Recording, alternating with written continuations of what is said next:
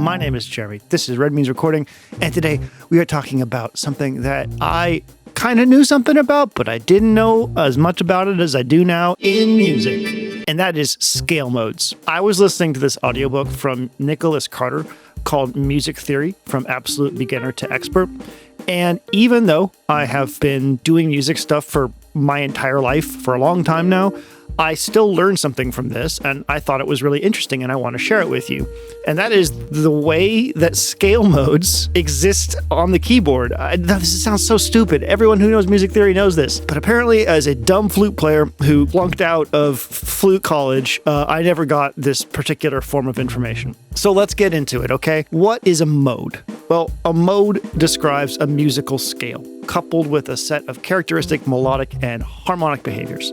So, for instance, what are the intervals between the notes that make up a particular scale? Is it a whole tone or a half tone between each interval?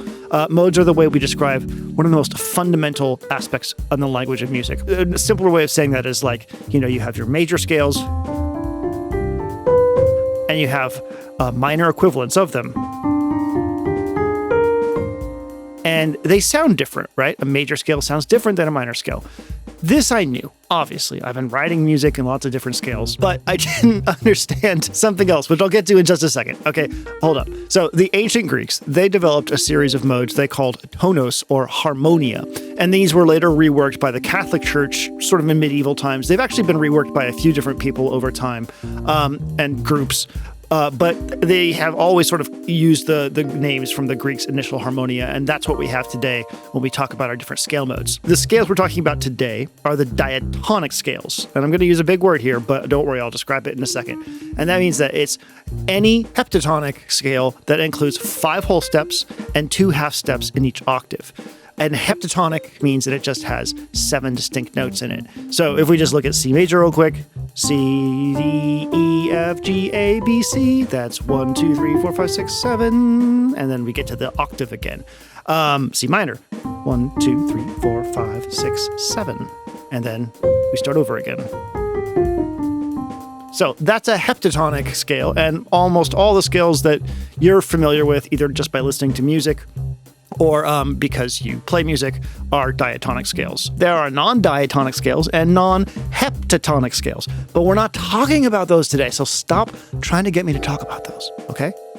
Jesus. So the thing I did not realize about scale modes was that every scale mode can be played by using the same notes as, let's say, the C major scale, all right? So we'll call the C major scale our home scale right here, right?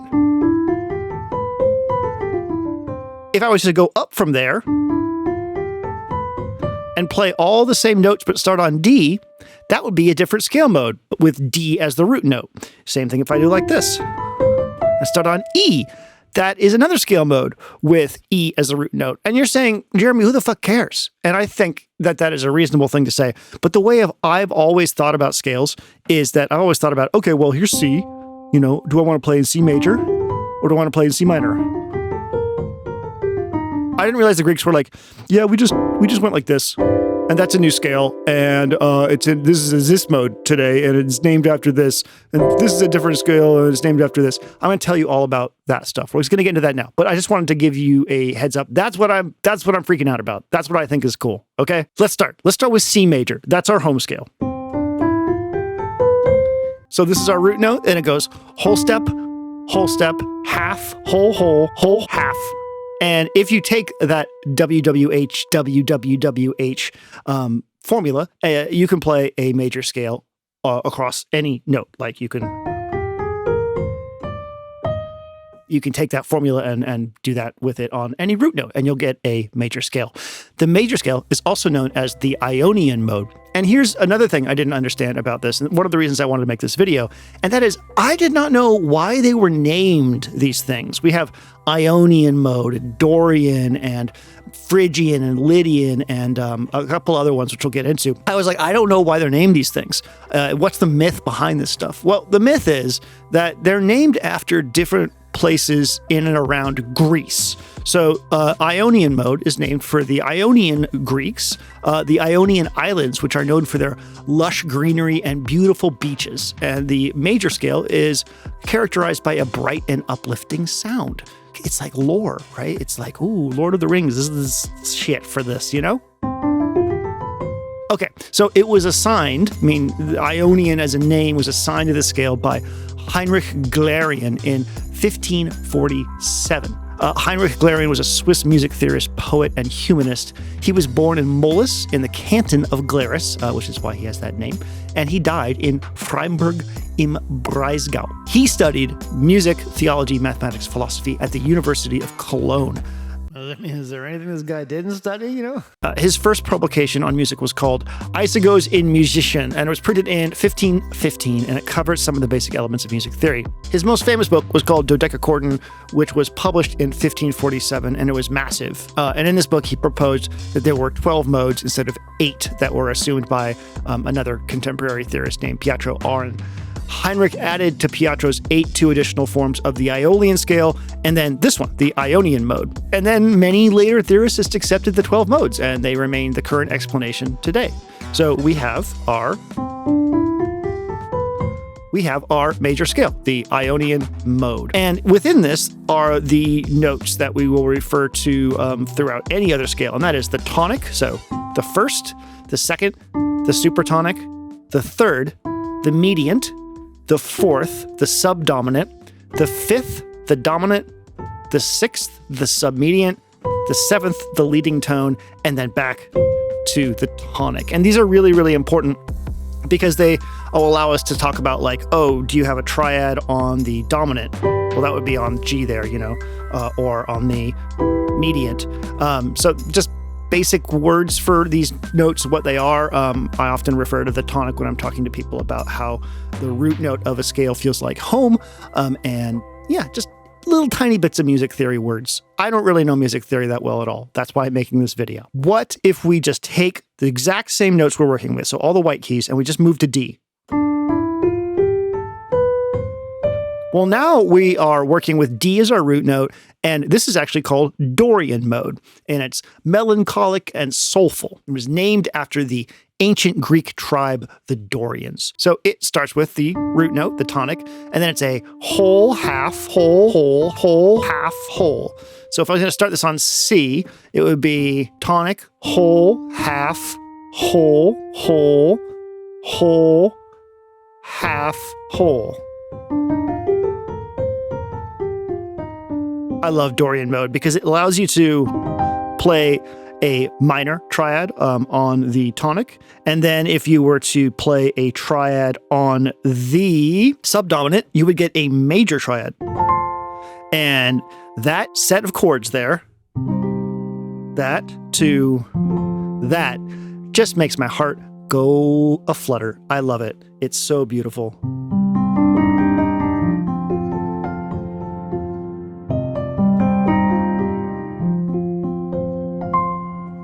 So Dorian mode is really, really cool. Now, if we just go straight up from that with the same notes, again, only the white keys, we are now in Phrygian mode. Phrygian is exotic and mysterious and is used to evoke feelings of tension, suspense, or passion. It is named after the ancient region of Phrygia, located in present-day Turkey, but historically connected to Greece. It is a half, whole, whole, whole, half, whole, whole. And that diminished second, so this one right here, that's a very tense feeling right there. It's going to create a lot of tension, and that's why this is sort of an exotic or suspenseful scale. There's some really, really awesome different versions of Phrygian, like Phrygian dominant, which I really, really love. This has also been referred to as the Spanish Gypsy scale. At the end of this, I want to play you all of these just in C, so you can hear how the color changes as opposed to also having it be transposed. Okay, so we were here. Let's switch up to F now, and now we will be in Lydian mode. This is bright and airy and is used to give a sense of wonder, openness, and expansiveness.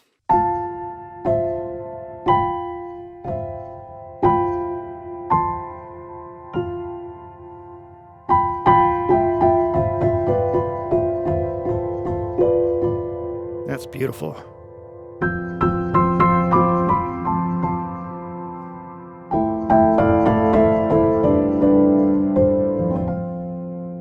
Yeah, I can see that. It feels very open and expansive and beautiful. It is named after the ancient region of Lydia, located in western Anatolia, or modern-day Turkey, which has historical ties with ancient Greece. And it's going to be a tonic, whole, whole, whole, half, whole, whole, half. If we go up from there to G, I'm actually going to go down an octave and play it for you, we get Mixolydian.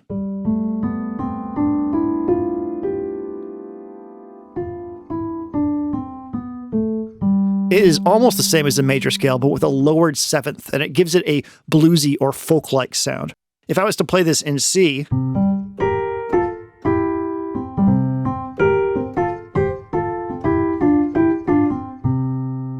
you can hear that sort of bluesy feel in that flatted seventh right there.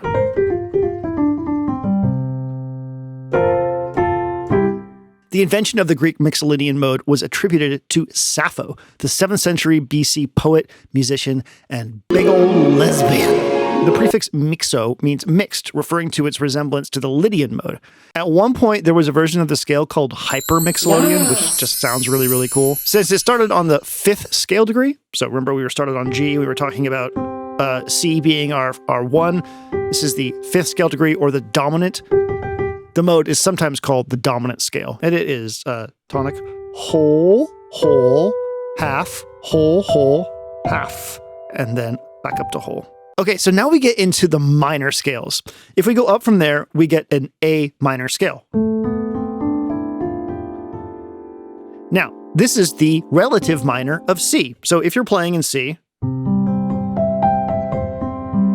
and you start playing with like an A down at the bottom, you've just sort of now entered the relative minor of C. And this is one of the easiest ways to get sort of a nice tension out of C or not out of C, out of a major Ionian mode, is to switch to its relative minor. Now, this is the other thing that made me want to make this video, because I didn't realize how much consternation there was around the minor scale. So if we look at the A minor scale, we are going to be looking at natural minor. So you'll notice up here that we have a whole step between our 7th and our tonic. Apparently composers really, really miss what we get in some of the other scale modes, where we have a half step between the 7th and the tonic. So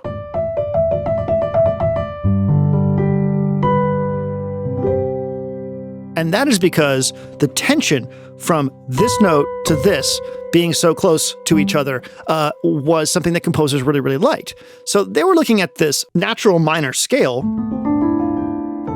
at this interval, and they were like, that's not as good as the other ones. So they came up with harmonic minor. And harmonic minor takes that 7th note and moves it up a half step. So here's what this sounds like. See how spicy that is? It's so spicy.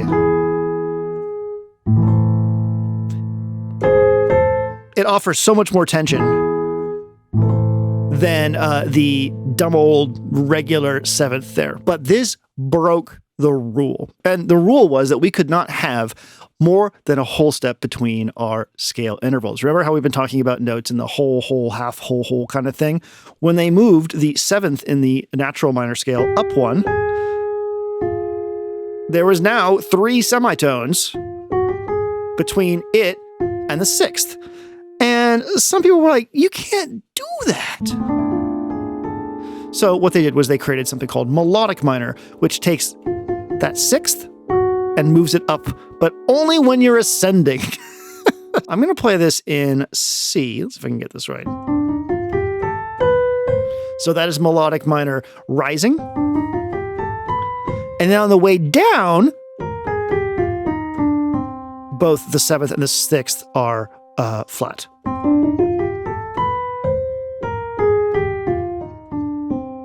Music theory is hilarious because like it's just bullshit. Music theory is just bullshit. And this proves it. The final scale in our group that we were working on, we've been going up, is on B, and this is Locrian. Locrian is considered to be probably the most unstable scale of these scales, and there's a couple of reasons for that. One is the interval right there. So you've seen things that are right next to each other, that half step, very, very nasty. But the other thing is that the dominant, or the 5th, is diminished. So the 5th is the most consonant note that you will deal with, meaning the most harmonious note with the least dissonance in a scale, the perfect 5th, as they call it. And if we were to put the 5th where it sort of belongs to be that way, it would be an F sharp, like that. But Locrian diminishes that, which is a big, ugly, gross, unstable thing. We lose a big stability of this scale. And therefore, it is just considered a really weird, unstable, dissonant scale. And it's rarely used in Western music, except by Bjork in Army of Me. Army of Me is written in Locrian. Good on you, Bjork. Very impressive. So that's it. That's what I wanted to show you. Just that I didn't understand that every single scale mode was represented as you went up the keyboard. It's just like, cool. Well, that makes a lot of sense. Now, I do want to play these all from C so you can get a sense of their coloring with the same root note. So let me get that set up. Okay, let's start with C major.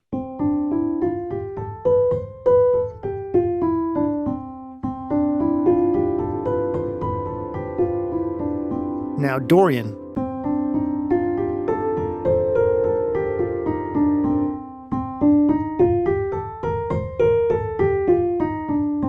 And now Phrygian.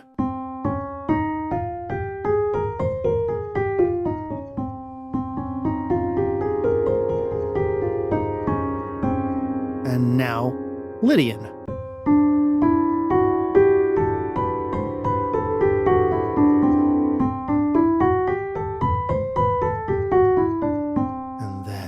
Mixo Lydian.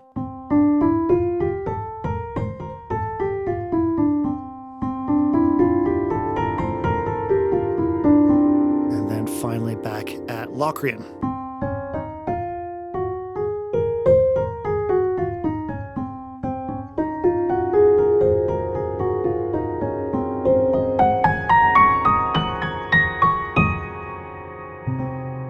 Locrian is just nonsensical. I do not I do not get it. Hey, so that's it from me. Really basic stuff, but just kind of interesting to take a look at.